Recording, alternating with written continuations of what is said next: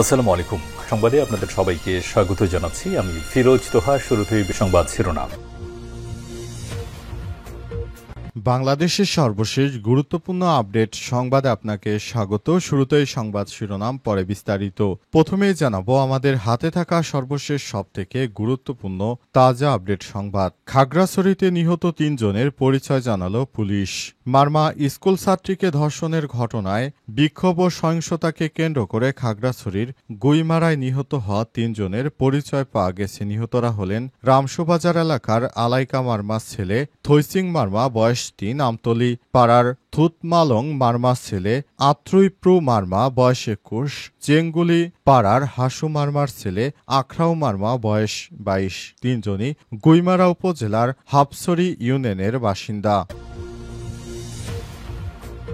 এরপর জানাবো নারায়ণগঞ্জে বৃদ্ধাকে গলা কেটে হত্যা, গ্রেপ্তার এক। নারায়ণগঞ্জের ২৫০০ উপজেলায় সারুনি বেগম ৭৫ নামে এক বৃদ্ধাকে গলা কেটে হত্যা করা হয়েছে। হত্যার পর তার গলা কাটা লাশ উদ্ধার করেছে পুলিশ। ২৬শে সেপ্টেম্বর উপজেলার দুপতারা ইউনিয়নে একটি একতলা ভবনের ছাদ থেকে তার মরদেহ উদ্ধার করা হয়। এই ঘটনায় আজ হত্যাকারীকে আটক করেছে। ১৬ বছর বয়সী এক কিশোর, তাকে আটক করা হয়েছে।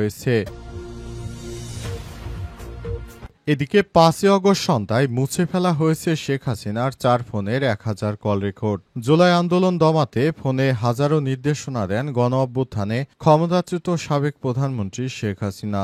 গত বছরের ৫ই আগস্ট পালিয়ে যখন ভারতের দিল্লিতে তিনি, তখন ঢাকায় তার সেই সব কল রেকর্ড মুছে ফেলতে ব্যস্ত ছিলেন এনটিএমসির সাবেক মহাপরিচালক জিয়াউল হাসান। আজ আন্তর্জাতিক অপরাধ ট্রাইব্যুনালের বিশেষ তদন্ত কর্মকর্তা তানভীর জোহা বিষয়টি জানিয়েছেন।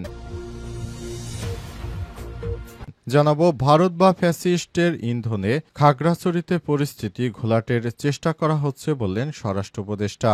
একটি মহল খাগড়াছড়িতে পরিস্থিতি ঘোলাটে করার চেষ্টা করছে বলে মন্তব্য করেছেন স্বরাষ্ট্র উপদেষ্টা লেফটেন্যান্ট জেনারেল অবসরপ্রাপ্ত জাহাঙ্গীর আলম চৌধুরী। আজ ৫টি থানার প্রশাসনিক কাম ব্যারাক ভবন নির্মাণ কাজের উদ্বোধন শেষে সাংবাদিকদের তিনি এসব কথা বলেন।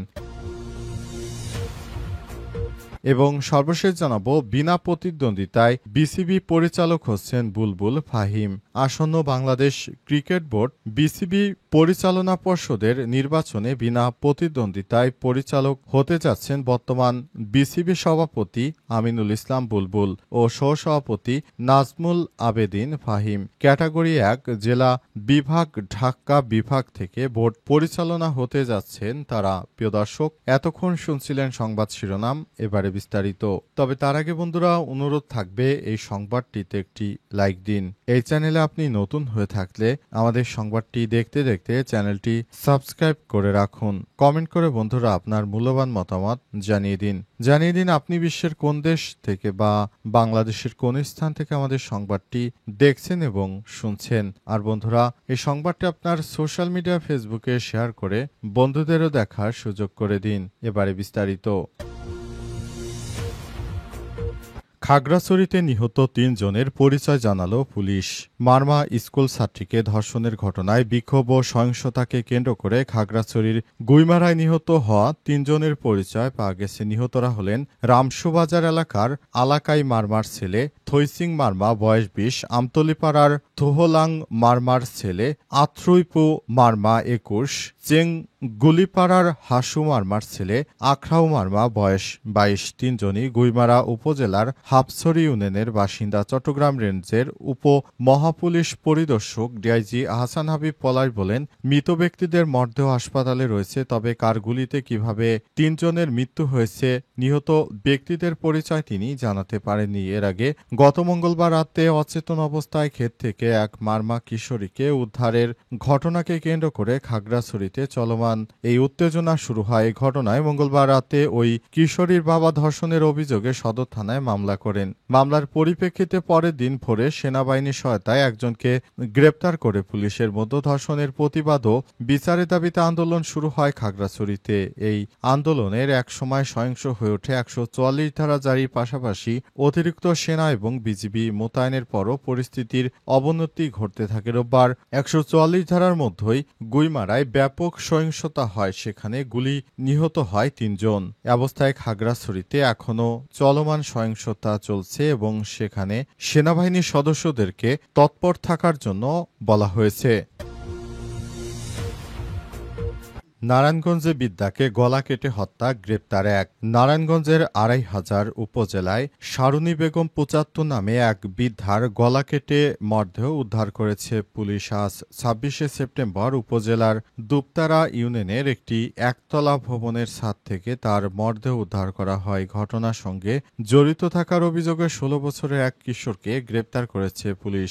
সোমবার ২৯শে সেপ্টেম্বর বিকেলে নারায়ণগঞ্জ জেলার অতিরিক্ত পুলিশ সুপার অপরাধ এক বিজ্ঞপ্তিতেই তথ্য জানান। তিনি বলেন, গত ২৬শে সেপ্টেম্বর বিকেলে ২৫০০ দুপতারা ইউনিয়নে জাহাঙ্গীর টেক্সটাইল শ্রমিকদের থাকার একতলা ভবনের ছাদ থেকে খাবারের মেস পরিচালনায় নিয়োজিত শারুনী বেগমের মরদেহ উদ্ধার করা হয়। পরে খবর পেয়ে ২৫০০ থানা পুলিশ ঘটনাস্থল থেকে মরদেহ উদ্ধার করে ময়নাতদন্তের জন্য মর্গে পাঠায়। এই ঘটনায় অজ্ঞাতনামা আসামিদের বিরুদ্ধে হত্যা মামলার পর জড়িত কিশোর শাওনকে আজ দুপতারা এলাকা থেকে গ্রেপ্তার করা হয়েছে। প্রাথমিক জিজ্ঞাসাবাদে শাওন জানান, প্রায় ২০ থেকে ২৫ দিন আগে শারুনী বেগমের মেসে টাকা চুরি করতে গিয়ে হাতে নাতে ধরা পড়ে সে সময় শারুনী তাকে মারধর করে ক্ষুব্ধ হন তিনি। প্রতিশোধ নিতে ২৬শে সেপ্টেম্বর দুপুরে মেসের ছাদে শারুনী বেগমকে অচেতন করে রান্নাঘরে থাকা বটি দিয়ে গলা কেটে হত্যা করে পালিয়ে যায়। তার বিরুদ্ধে পরবর্তী আইনগত কার্যক্রম প্রক্রিয়াধীন রয়েছে বলে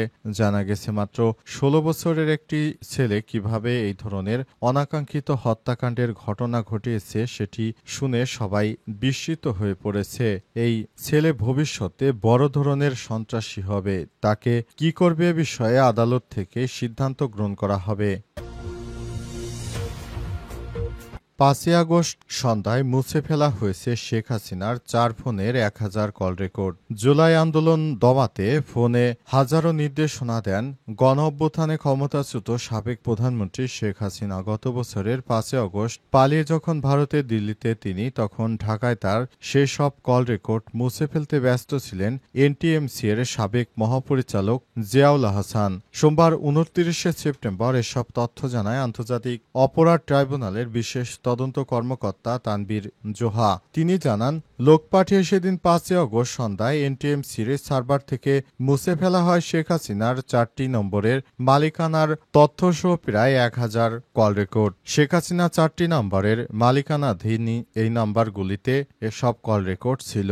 তানভীর জোহা আরও জানান, একই সঙ্গে মুছে ফেলা হয় সাবেক আইজিপি চৌধুরী আব্দুল্লাল মামুন এবং সাবেক এক পরিকল্পনা মন্ত্রীর কল রেকর্ডও। জানা গেছে, জুলাই আগস্টে আন্দোলনের সময় মোট ৪টি ফোন নম্বরে কথা বলতেন শেখ হাসিনা। যদিও এসব ফোনের মালিকানা তথ্য মুছে ফেলা হয় ৫ই আগস্ট সন্ধ্যায়। এনটিএমসির মহাপরিচালক মেজর জেনারেল জিয়াউল আহসান তিনি নিজে এসব ফোন রেকর্ড মুছে ফেলেছেন। তিনি শেখ হাসিনা যেন ধরা না পড়ে সে কাজই করেছেন বলে জানা গেছে। তিনি শেখ হাসিনার একজন আজ্ঞাবহ লোক ছিলেন। শেখ হাসিনা যেন ধরা পড়লে তার বড় ধরনের কোনো শাস্তি না হয় সেজন্য এই ব্যবস্থা গ্রহণ করেছিলেন বলে জানা গেছে। তার এই কর্মকাণ্ডের ফলে দেশজুড়ে তিনি আবারও আলোচনায় এসেছেন। আজ আন্তর্জাতিক অপরাধ ট্রাইব্যুনালে ঠিক এই বিষয়টি কথা হয়েছিল। ভারত বা ফ্যাসিস্টের ইন্ধনে খাগড়াছড়িতে পরিস্থিতি ঘোলাটের চেষ্টা করা হচ্ছে বললেন স্বরাষ্ট্র উপদেষ্টা।